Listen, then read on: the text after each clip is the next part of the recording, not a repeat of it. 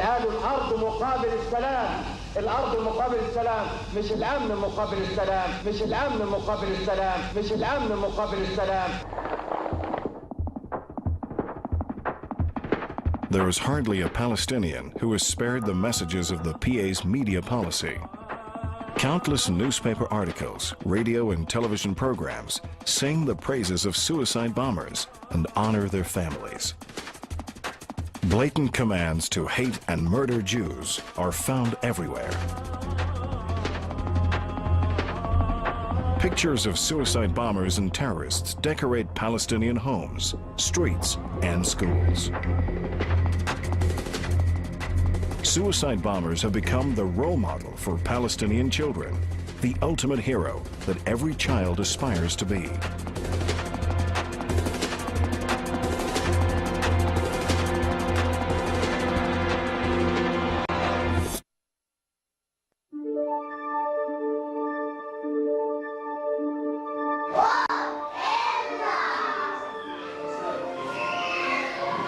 Hopes of peace and reconciliation rest with the younger generation.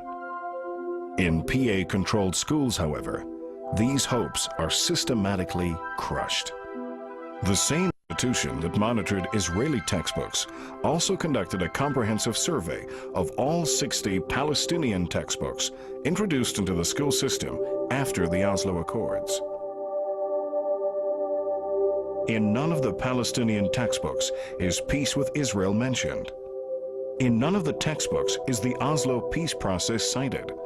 In none of the textbooks do they mention the connection that Jews have had to the land for the past 3,500 years.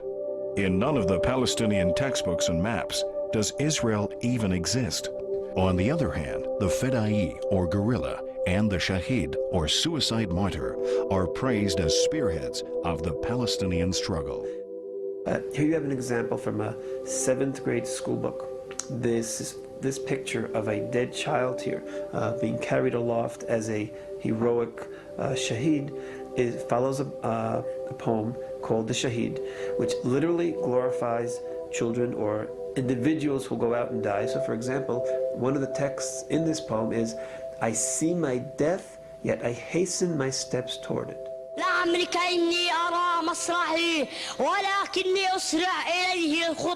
And here you see a picture of a child, so that were the child to think this possibly is talking about adults, no, it's not. Here you see a dead child being carried aloft as a hero. لعمرك هذا ممات الرجال ومن رام موت الفداء فداء. صوت الحجر صوت الغاصبين ايدين صغير بحجر تتحدى المعتدين ودم يطير بالفضاء وينادي على حطين وينادي وين عمر وين صلاح الدين.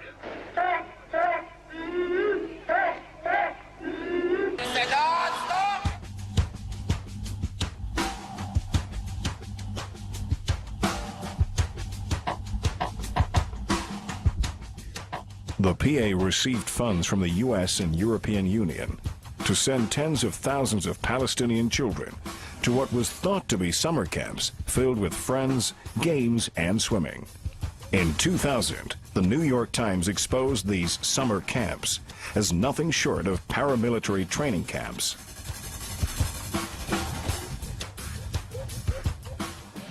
Y también me gustaría saber que me explicara por qué Al-Fatah entrena a niños para que salgan con armas a la calle, poniendo en riesgo clarísimamente sus vidas. Gracias. ¿Estabas con ellos? Estabas tú con él. Dame una prueba de que tú lo que dices es verdad, es cierto. Tú me preguntas una pregunta.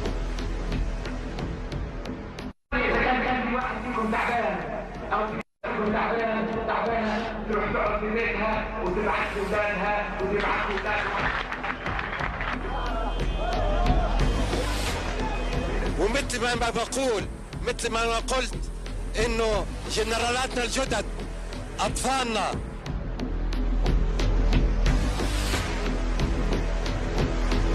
سيدي الرئيس، ما هي الرسالة التي تريد أن توصلها إلى الشعب الفلسطيني بشكل عام والأطفال فلسطين بشكل خاص؟ بقول هذا الطفل اللي بيمسك الحجر قدام الدبابة مش أكبر رسالة للعالم وبيستشهد هذا البطل؟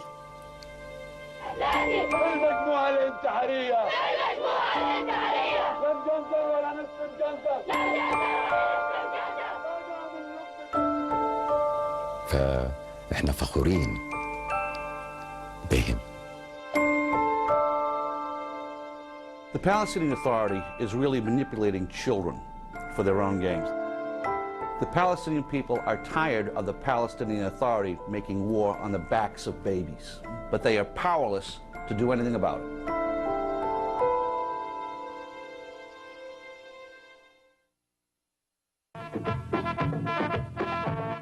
On the PA's television network, even the children's shows are laced with incitement.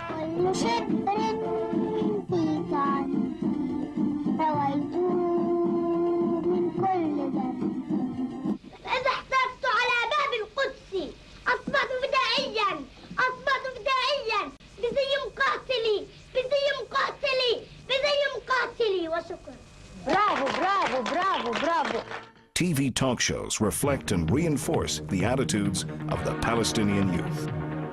معنا أيضا أعزائي المشاهدين ولاء الطويل، ولاء أيضا بالصف السادس 11 عام. يا ولاء، حكيت عن الشهادة كشيء جميل، أنت بتعتقد أنه شيء جميل؟ الشهادة كتير شيء جميل جدا جدا، كل الناس بتتمنى الشهادة.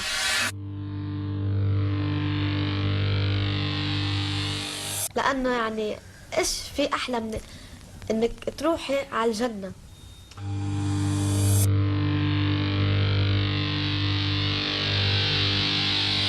ولكن أخذوا إليه الخطى. مين أفضل، السلام مع وجود حقوق كاملة للشعب الفلسطيني ولا الشهادة؟ الشهادة. أنا أخذ حقي بعدين أستشهد، لأنه بدنا نعيش إحنا حياتنا. ولكني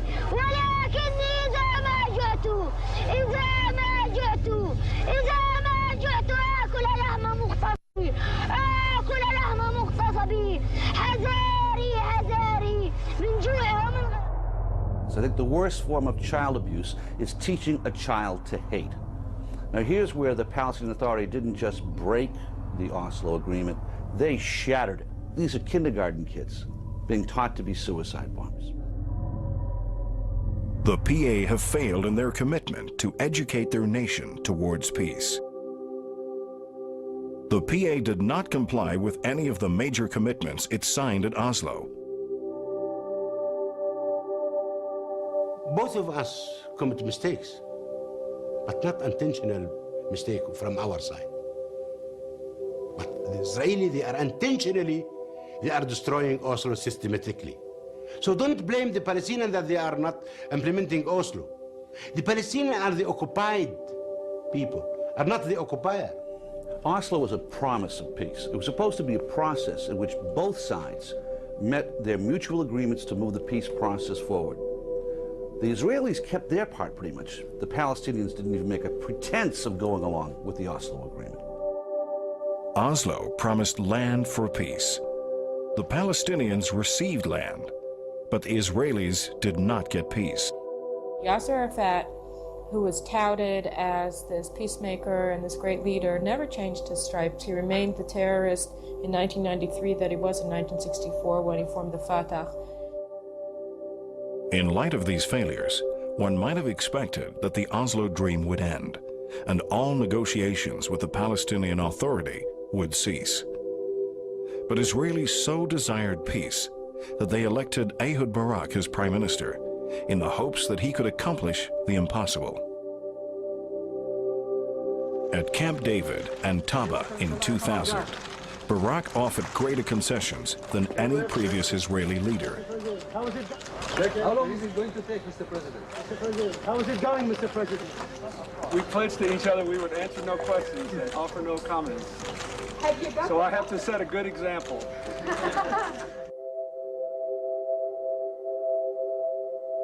Here's what Israel offered.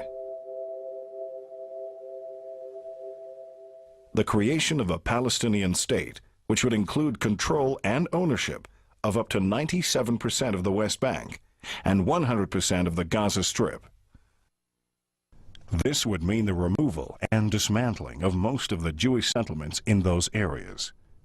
These included settlements built during the Oslo years.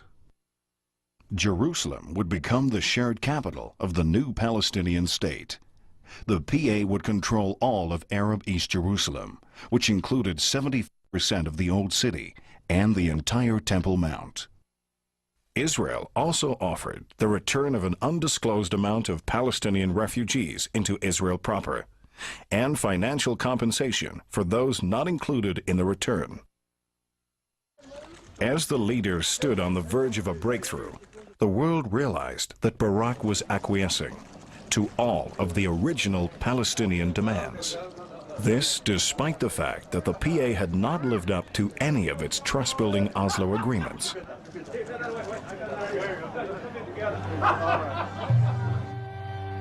But the laughter didn't last long.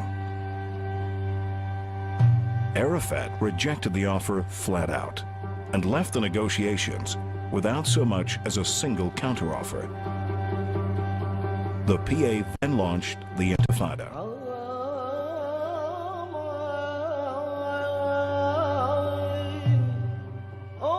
The Palestinians would have the world believe that the current armed struggle was sparked by Ariel Sharon's visit to the Temple Mount in Jerusalem.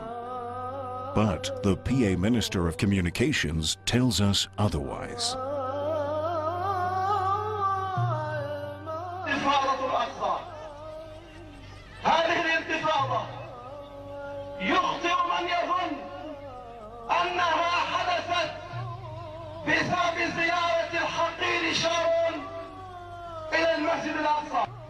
ولكن هذه الانتفاضة كانت معدة سابقا منذ عودة القائد الرئيس من مفاوضات كامب الأخيرة، عندما قام الطاولة هناك في وجه الرئيس المنصرف كلينتون، عندما وقف وتحداه ورفض الشروط الأمريكية في القلب الأمريكي. Arafat rejected it. 95% of the land, or more, 98%, part of Jerusalem, and they rejected it. وبالتالي كان أخو الرئيس الأول الذي يقول لأمريكا بالفم الملآن الوافق بأنه يرفض الشروط الأمريكية وهو في قلب أمريكا. نعم.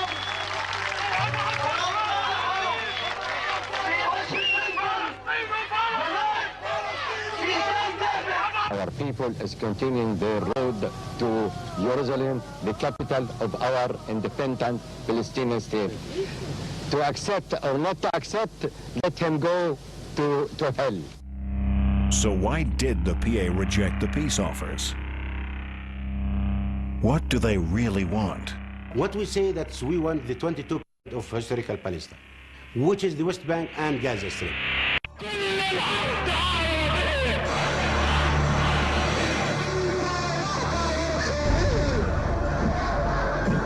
We have the same messages coming from political leaders.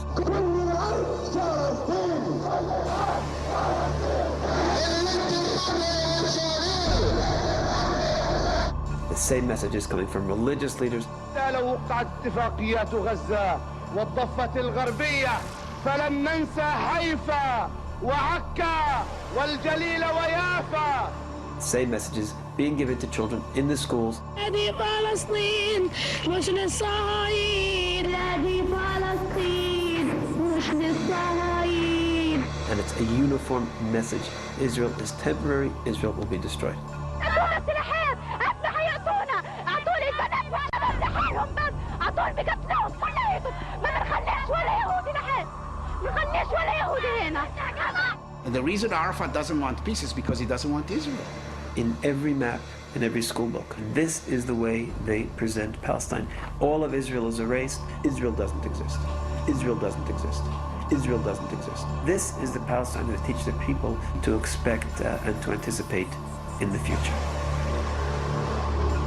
They're not interested ultimately in just the West Bank and Gaza. They're interested in Israel proper. There was an interview with Faisal Husseini.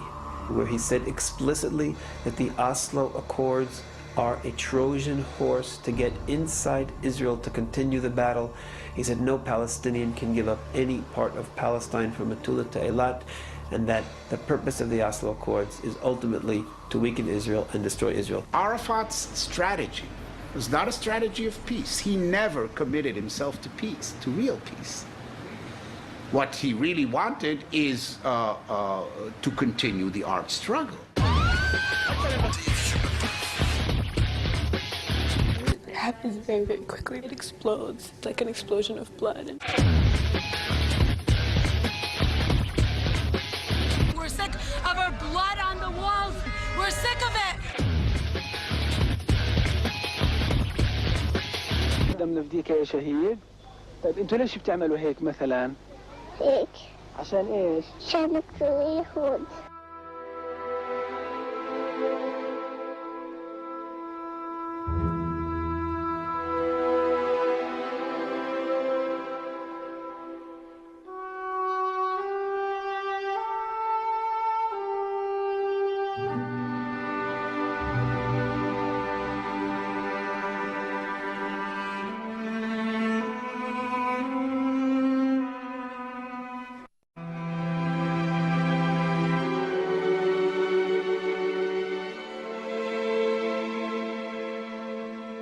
One has to ask oneself, what is the goal of the Palestinian struggle?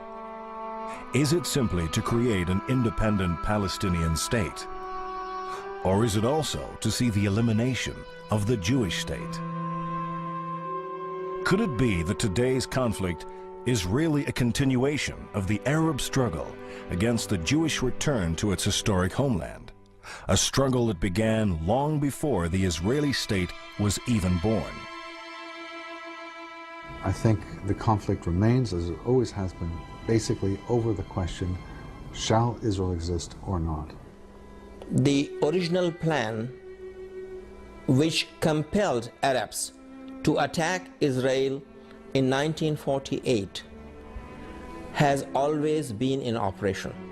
Israel's asserting its right to exist, the Arabs are rejecting that right. Israel took sincere steps towards peace and is paying for its risk-taking by having its worst nightmare come true. In the 10 years since the signing of the Oslo Agreement,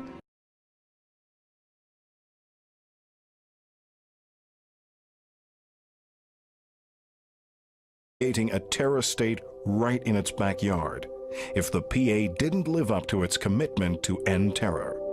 By way of illustration, if the Palestinians controlled the entire West Bank region, Israel would be left with a thin waist of only 9 miles at its narrowest. This is what the United States Joint Chief of Staffs termed indefensible borders in a 1974 report. It's also important to consider the diminutive size of Israel in relation to its Arab neighbors, many of which have not accepted Israel's right to exist and are still officially in a state of war with her. Here, on a map of the Middle East, Israel is practically indistinguishable. And in relation to other regions, Israel is minute. Yet it was still willing to give up its land for peace.